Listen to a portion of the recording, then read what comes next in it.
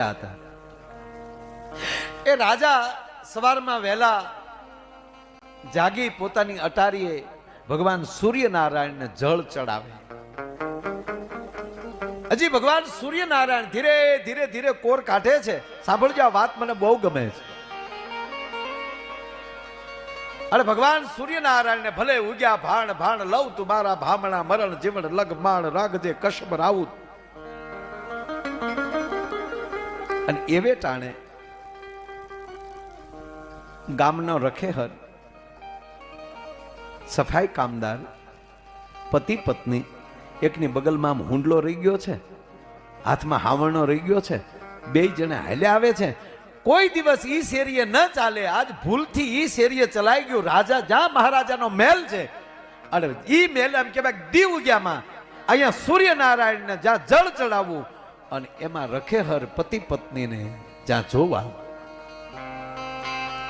એની ઉપર જ્યાં નજર ગઈ, એમ આ બે જણાની પણ રાજા ઉપર નજર ગઈ. જ્યાં ચાર નજર ભેગી થઈ, અને આ પતિ પત્ની હતા ને શેઠ, એને એમ થઈ ગયું કે આપણે દીવ ઉગ્યામાં રાજાને હક ન કરાવાય. આપણા આ શેરીએ કોઈ દી ન ચાલીએ, આજ ચાલ્યા. અરે રાજાનો દી બગડ્યો, અને આગળ રાજા ક્રોધિત થશે, આપણને દંડ આપશે. એની પત્નીનું બાવડું પકડી કીધું, જટ હાલ હવે ઘર ભેગા થઈ જાય, ઘરે જઈ જે સફાઈ કામ કરવા જવાનું હતું સાહેબ, કામ પડતું મૂકી ભય લાગી ગયો. અરે આ શેરીએ કેમ સલામ. ત્યારે સમય હતો, નાના મોટા માણસોથી અમુક જગ્યાએ હલાય નહીં. ઘરે જઈ પોતાની ઝૂંપડીમાં બે વ્યા ગયા, અને સાહેબ દરવાજો બંધ કરી દીધો. બે ફફડે છે. અરે ભારે થઈ. આગળ રાજના માણસો આવ્યા કે આવશે, રાજના માણસો આવ્યા કે આવશે. ઈ હવા પર દી ચડ્યો, રાજાની કચેરી ભરાણી, અને રાજાએ પહેલો જ હુકમ કર્યો કે જાઓ ગામને જાપેલી રખેહરને પતિ પત્નીને બોલાવો. રાજાએ બોલાવ્યા. જ્યાં માણસો ગયા, અવાજ કર્યો કે બહાર આવ ભાઈ. કોણ? કે રાજા બોલાવે છે. રાજા બોલાવે છે. ભય તો હતો સાહેબ, પણ હેરડો વયો ગયો. ઓહો, જે ધારતા થાય એ થયું છે. પણ હાલો બાપા, આવવું જ પડે, એમાં તો કઈ ફેરફાર થાય નહીં. આવે છે રાજાની કચેરીમાં. બંને જણા હાથ જોડીને ઉભા છે. મહારાજ, મહારાજની જય હો. આવો ભાઈ. મહારાજ, અમારી ભૂલ થઈ ગઈ. અમારે ભૂલથી શેરીએ અમે ચાલ્યા, અમને ખબર નહીં આપ અટારીએ હશો. મહારાજ, અમને માફ કરી ગયો. અમને ખબર છે અમારું હવારના પોરમાં જે માણા મોઢું જોવે એનું દી બગડે. સાંભળજો, હવે રાજા જવાબ આપે. સાહેબ, રાજા કેમ થવા? આ મેવાડની ભૂમિમાં બેઠા છીએ સાહેબ, રાણા પ્રતાપની ભૂમિમાં બેઠા છે, ઉદયપુરની ભૂમિમાં બેઠા છે. બાજુમાં એકલિંગજી બાવો બેઠો છે, મારો બાપ મહારાજ એકલિંગજી. આ રાજાની સામે જઈ માણસ એમ કહે છે કે મહારાજ મને માફ કરજો, અમારે આ શેરીએ કોઈ દી ચાલવાનું હોય નહીં, પણ ભૂલથી ચલાઈ ગયું. અમારું મોઢું જોઈએ, તમારો દી બગડે, માટે અમને માફ કરજો. આજ પછી આવી ભૂલ નહીં કરીએ. હવે રાજા, બેટા નિર્ભયથી ઉભા રહ્યો. હું પૂછું એનો જવાબ આપો.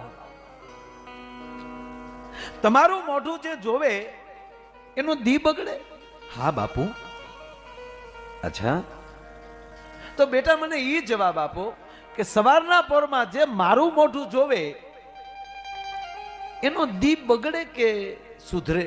અરે બાપુ, એનો તો હોણાનો હુરો જ ઉગે. રાજાના હકન કોને ન ગમે? એનો તો હોનાનો હુર જ ઉગે. એવું? હા.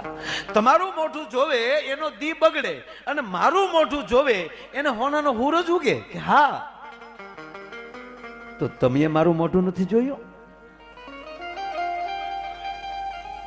વાતમાં ધ્યાન દેજો સાહેબ, શબ્દ પકડજો. બધી વાતો બધે નથી થતી યાર. મને બેટા એ કે તમે મારું મોઢું જોયું ને? હા બાપુ, તમારું મોઢું હું જોઉં તો મારો દી બગડે, તો મારો તો દી બગડ્યો નથી, મને કોઈ ભય નથી. તમે મારું મોઢું જોયું ને તમે થરથર કાપો છો, તો આમાં તમે હારા કે હું હારો?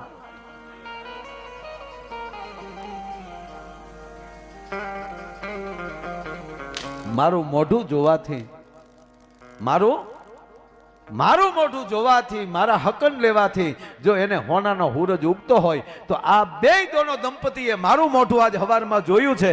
અને આનો જો ભાવનો સુધારું તો હું રાજા નો કહેવા ભલા માણા.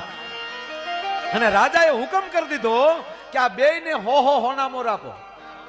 એક હોનામોરની કિંમત ન કરી શકાય એ સમય સાહેબ, કે આ બેયને પતિ પત્નીને હો હોનામોર આપો અને એક એક જોડી કપડા આપો.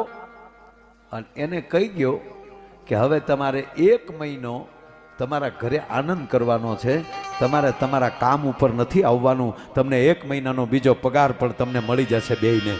જા બે આખો મહિનો આનંદ કરો, હરો ફરો લહેર કરો. હવે સાહેબ તેદી ઈ સમયમાં એની બેય પાસે હો એટલે ઘરમાં બસો હોનામોર આવે એટલે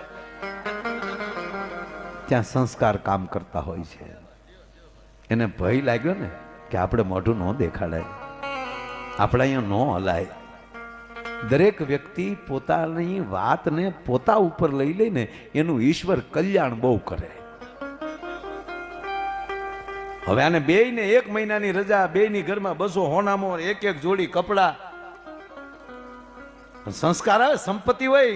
જો સંસ્કાર હતા સંપત્તિ આવી, પણ સંપત્તિ આવી પછી તો જોઈએ ને લેવલ ગુમાવ્યું નહીં. 2 જણાએ કીધું કે એલી કરશું હું આપણે, હોનામોર છે તો કરશું હું આપણે. એ કે હવે વાપરી લેવાય, આપણી ઝૂંપડીમાં લઈને કોક ચોરી જાય એને કરતા ધુબાકો બોલાવી દેવાય. કે તો શું કરવું કે આપણી નાચ જમાડો, આપણા સમાજને હરિહર કરો ને એક એવો મનોરથ કરીએ ને આપણા સંતોને બોલાવીએ, રાજ્ય ભજન અને ભોજન. એના સંતોને બોલાવ્યા સાહેબ. એના સંતોના હામૈયા હાલતા હતા અને આ 2 માણા નવા, રાજાએ કપડા આપેલા એમાં કઈ ઘટે નહીં. અને 2 માણા નવા કપડા પહેરીને વશમાં કૂદે પાયો. શેરી વલાવે સજા કરું ને હરે ગાવો નહીં, ધબધબાટી બોલાવે. પણ એમાંય હોય ને કોક કે મારું દીકરું સખી ગયું. આ અમુક જોઈ નો એ કેવો, અમુક આવું કામ કરો ને એ જોઈ નો કે હું કે એ બધા મને ખબર ઓળખું, પાસે 5 ને ઓળખું ભાઈ. લે તો ઓળખશો ડીકીમાં ગડી જા ને, લહેર કરી લે ને, અહીંયા ભેગો આવી નકામો પાછળ રહી જાય ભલા માણા. તું ન કરતો કાંઈ નહીં.